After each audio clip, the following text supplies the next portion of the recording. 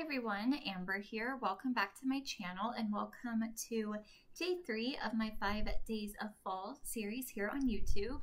This is a 5-day series in which there is a new video every day showing you some fun ways that you can document your fall memories through mini albums. So if you missed the first 2 videos, I will have those linked down below so you can check them out. But in today's video, we will be making this mini album that is also a little display board. So to start, I am using chipboard as my base. I have 2 small pieces that measure 1 inch by 6 inches, and the 2 larger pieces measure 4 by 6 inches. As always, the measurements for this project can be found down below in the description box so that you can follow along easier. I am using double-sided tape to wrap my chipboard. The wrapping for this project measures 7 inches by 11.5 inches. And I started by putting one of the 4 by 6 pieces of chipboard at the left edge, leaving ½ inch on all sides, and then I just laid down my other pieces like so.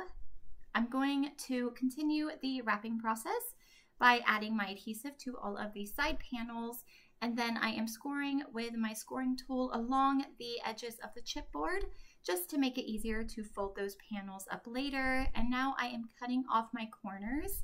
Remember not to cut up right against your chipboard corners. You want to have a little bit of paper left over. I always like to adhere the longer sides first and then fold in any excess paper near the corners before adhering the shorter sides just to give the project a cleaner look. And now I am going to add the lining. So the lining for this project measures 5 3/4 inches by 10 inches, and I'm just going to center that as best I can on the base and make sure it's all nice and smoothed out.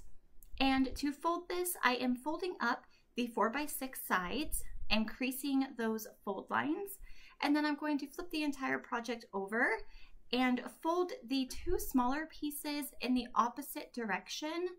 So hopefully that makes sense. By folding in the opposite direction, you're going to create legs, if you will, that your project can stand up on, and this is going to create the display board aspect.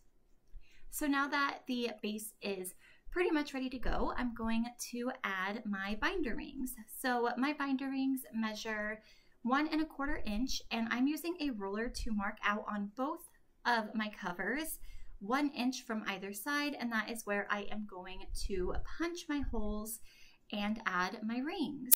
So I am also going to be using eyelets to reinforce where my binder rings are going to be. So I am just going to add those using my crocodile as well. That is what I am using to punch the holes in the chipboard since it is a stronger hole punch. And that is from We Are Memory Keepers as well as the eyelets. So I'm just setting all of those into place now, and then I can add my binder rings, and it's going to keep the project together and it's going to stand up on its own. So now all we have to do is add pages and or photos.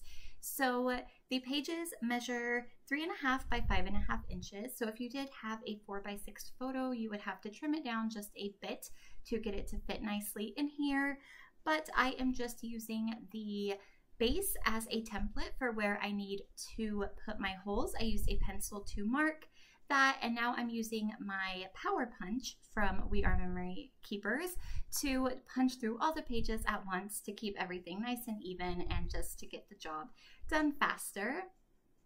And once that is done, all I have to do is add the pages to the base, and this project is ready for embellishing. So super quick project, super easy and super fun to make. You can add pages and photos to both sides if you want, since it is a display item as well, but I just think it's a super quick fun project. So coming up here is a flip through of the finished mini album. I think it's so cute. It's my first time using the Heritage collection from Maggie Holmes. I know it came out a while ago, but I finally got around to using it, and I think it worked really great for a fall mini album. So thank you guys so much for tuning in to today's video. I hope that you enjoyed it. If you have any questions at all, feel free to leave them down below and I will do my best to get back to you and help you out. I hope to see you for the next 2 videos in this series. And like I said, if you missed the first two, you can find those linked down below. So I will see you guys next time. Take care and happy crafting. Bye.